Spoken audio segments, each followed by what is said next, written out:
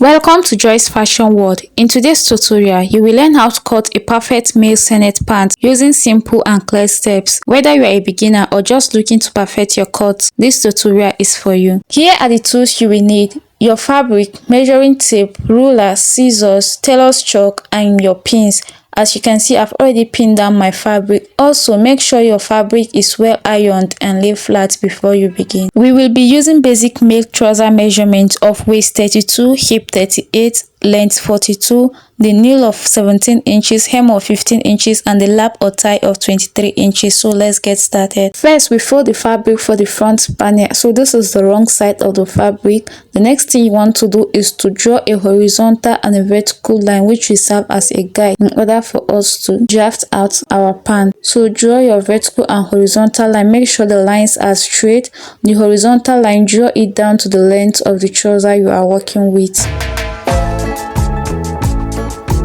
Once you are done with that, the next thing you want to do is to mark the crotch line, the knee line, and the length of the trouser. So in order to determine our crotch line, you divide your hip by 4, which is 38 divided by 4. So you fold your tape rule. If you don't have your calculator with you, you fold your tape rule into 2, after which what you got, you also divide it by 2. So after dividing our 38 by 4, we got 9.5 inches. So place your tape rule from that chalk mark we mark initially, and you mark your 9.5 inches, which will serve as our crotch line.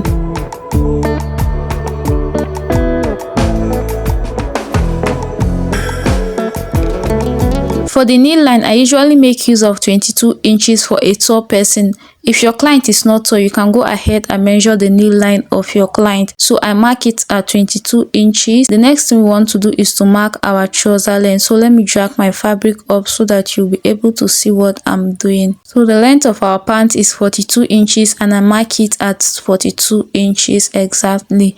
So after marking it at 42 inches, you add 2.5 inch for your hemming allowance. So I went ahead and add 2.5 inches for the hemming allowance, after which you connect the points together with a straight line as seen.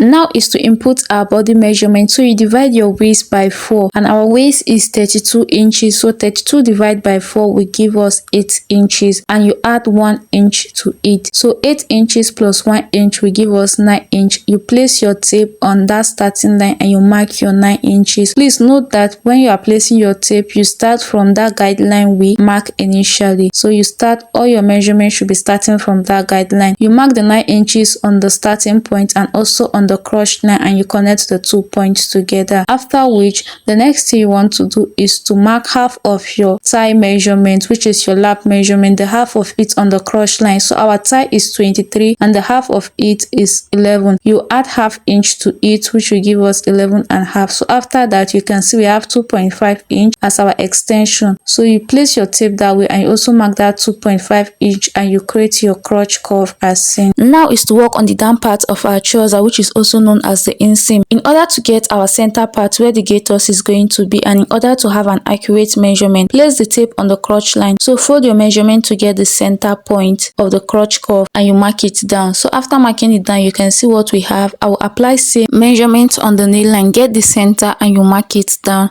After marking it down, I'll also be marking same measurements on the hemline. So let me drag my fabric up so that you'll be able to see what I'm doing. So place your tape on the hemline and you find the center part and you also mark it down. After which you connect those points together with a straight line. Sorry guys, I don't have a long ruler, so I'll be using my tape in order to connect those points together as seen. Okay, if you are loving this video so far, please give this video a thumbs up. Don't forget to subscribe. Also click on the notification bell to get notified whenever I drop a new video. Thank you. So you connect your line from the hemline up to the crotch line as seen. So after getting that, this is what you will do next. On the hemline, we are going to mark our ankle circumference, which is 15 inches. So you divide that 15 inches by 2, which is going to give us 7.5 inches. You also go ahead to divide that 7.5 inch by 2, which is going to give us 3.75. Place your tape measurement on the center line. That is the 3.75 you got. You place it on the center line and you mark your 7.5 inch. So you are marking 3.75 inch on both sides as seen. And on the knee line, which our knee circumference is 17 inches, you divide it by 2, which is going to give us 8.5 inches. So go ahead and divide that 8.5 inches by 2 again, which is going to give us 4.25. Place your tape rule, that 4.25, on the center line and you mark your knee circumference. So you mark the knee circumference in between the center part, after which you connect the points together. That is the point on the hemline and the point on the knee line together with a straight line. You also connect the other side as seen. So just connect the points together just the way I'm doing.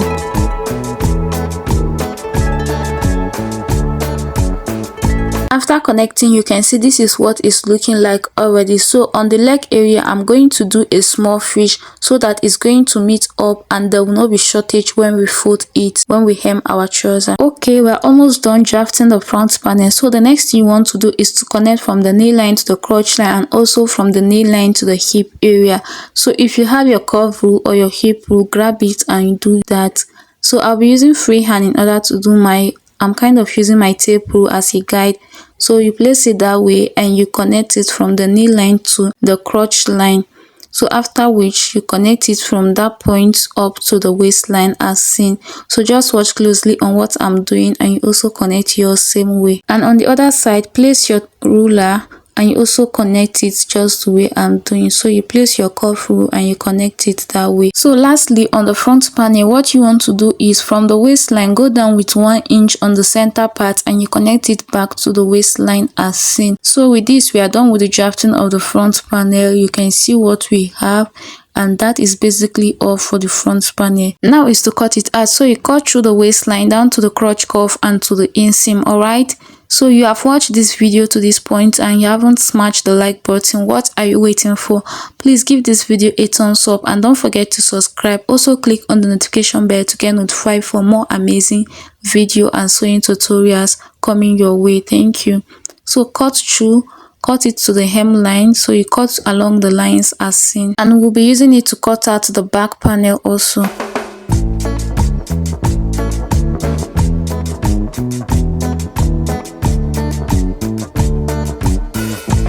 After cutting it out, this is what it's looking. This is our front panel. You can see how nice it's looking. So we'll be using it to cut out our back panel. Before cutting out the back panel, let's cut out our flap. That is our zipper flap.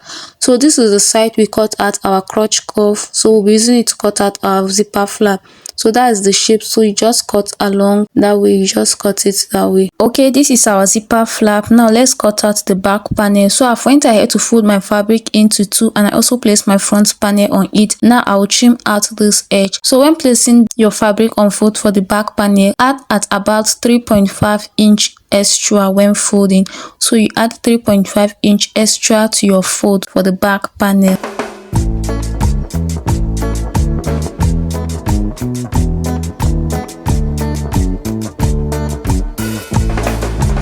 So after you cut this part out, the next thing you want to do is to simply push your front panel backward. So the allowance I usually use for my back extension is 2 inches. So I shift my front panel backward by 2 inches. So you can see that's the 2 inches extension I did for the back panel.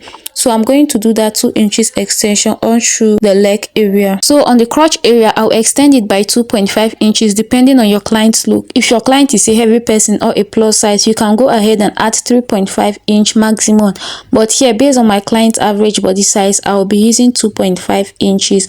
So you extend your crotch line and you mark your 2.5 inches as seen. So on that area, you extend it with 1 inch and you connect it to the crotch cuff of the front panel as seen. Now on the waist area, I'll be working with elastic for mine. So I extend it with 2.5 inch and I connect it with a straight line. But if you're not working with elastic, if you don't want elastic, so on that part on the front panel where we went down with 1 inch, so you place your tape there and you extend it with 2 inches and you connect it back to the waistline. But my client wants elastic, so for this tutorial I'm making use of elastic. That's why I connect it straight. After which you create your crotch cuff for the back panel as seen. So with this, we are done drafting our back panel. We are done drafting our pants. So you cut it out. So cut through the waistline, then down to the crotch cuff, and you also cut through the side. So you cut it exactly tracing the front panel as seen.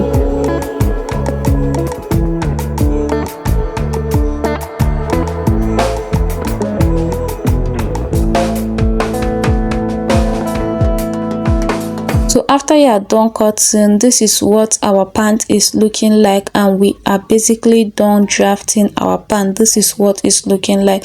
So for our pocket, from the waistline you go down with 7.5 inches and you mark it down, and also on the other side you mark 2.5 inches, after which you notch those points. That is for our pocket. And with this, we have come to the end of this tutorial. Our pant is ready to sew.